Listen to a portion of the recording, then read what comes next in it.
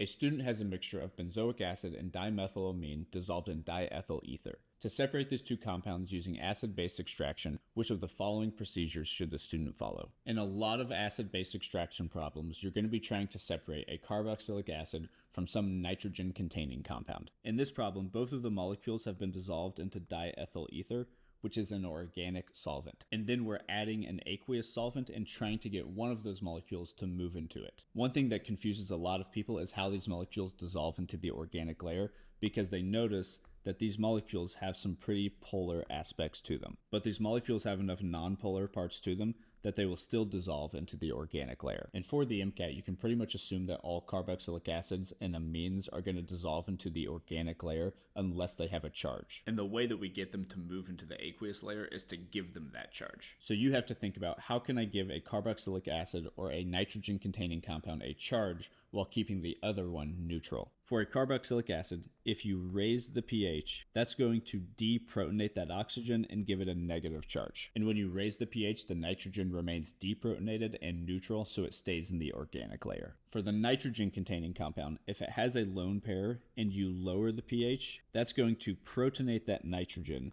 and give it a positive charge, making it dissolve in the aqueous layer, while meanwhile the carboxylic acid stays protonated and neutral and it stays in the organic layer. So we want to look for an answer option that raises or lowers the pH and has the correct molecule moving into the aqueous layer. Option A is wrong because it's telling us that if we add a base, the dimethylamine will move into the aqueous layer, but a base is going to raise the pH, which is going to deprotonate the carboxylic acid, giving it the charge and making it move into the aqueous layer. Meanwhile, the amine would stay deprotonated, so it won't have that positive charge. Option B is telling us to add an acid, which will lower the pH, and that causes the nitrogen to become protonated, giving it a positive charge and making it move into the aqueous layer. Meanwhile, the carboxylic acid will stay protonated and neutral, so it will stay in the organic layer. So option B is the correct answer. C is wrong because it's telling us that if we add a base, the benzoic acid will remain in the organic layer, but if we add a base, the benzoic acid becomes charged and moves into the aqueous layer. D is wrong because if we add HCl, the benzoic acid stays neutral and it stays in the organic layer. Let me know in the comments if there are other topics you'd like to see covered.